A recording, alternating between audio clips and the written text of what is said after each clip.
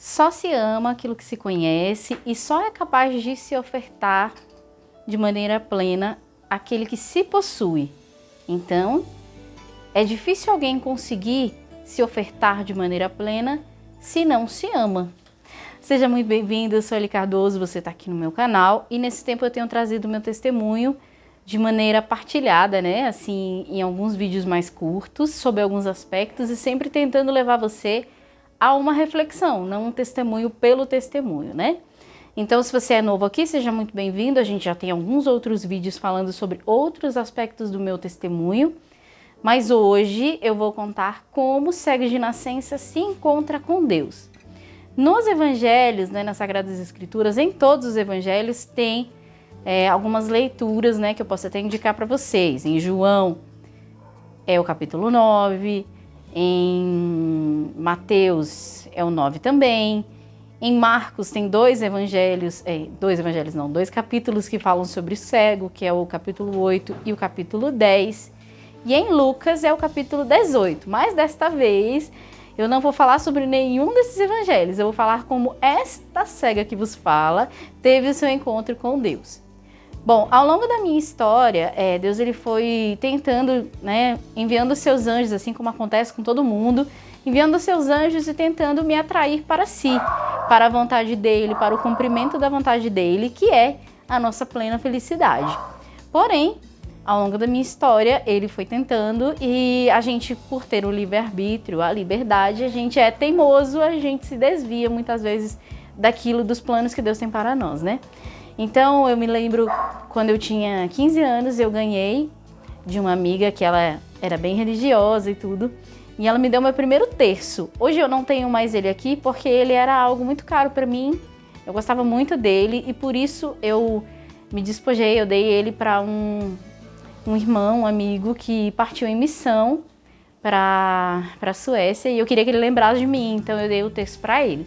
Era como se fosse um cartãozinho assim, com as bolinhas do terço, era muito lindo. E essa foi uma tentativa, essa minha amiga, ela ia muito para a igreja, às vezes ela comentava as coisas comigo. Nesse mesmo ano, assim, nesse mesmo tempo, me convidaram para tocar violão num grupo de oração da Renovação Carismática. Eu até fui, mas eu acabei me desviando também. Tanto que essa família, né, hoje um dos membros dessa família é a minha madrinha de crisma. E, enfim, e aí nesse tempo, eu fui atraída. Deus tentou me atrair para ele, né? Mas eu me desviei e segui os meus próprios caminhos. Ainda sem me possuir, sem me conhecer e, portanto, sem me amar. Aos 20 anos eu me vi grávida. Bom, embora eu fosse aquela pessoa, né, que gostasse muito de ouvir rock, que tinha lá os seus piercings e toda a rebeldia, eu sempre tive o desejo de ser mãe.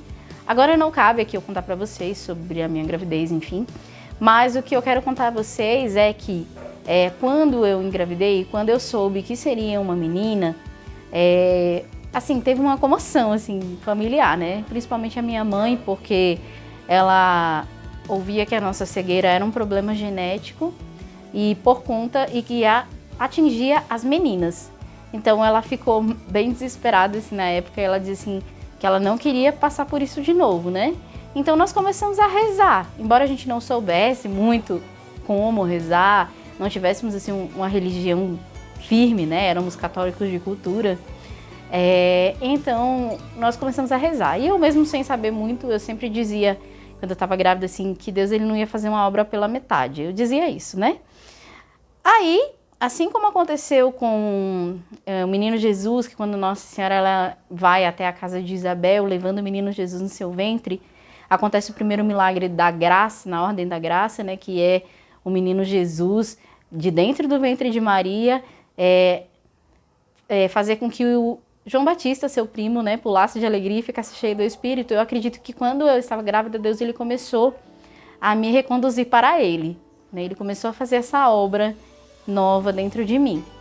Aí minha filha nasceu e a gente tem esse desejo, né, de ser uma pessoa melhor, de passar valores para os filhos. Então, quando foi para batizá-la, né, eu não tinha ainda os sacramentos, eu não tinha a primeira comunhão, eu não tinha o crisma.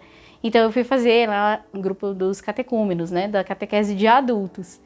Então, eu já tinha lá meus 22 anos 22 não, 24 anos, quando eu recebi o crisma. E aí eu comecei a ter alguns dons carismáticos, né? Mas eu ainda não entendia muito como as coisas aconteciam, e assim se passou 2009.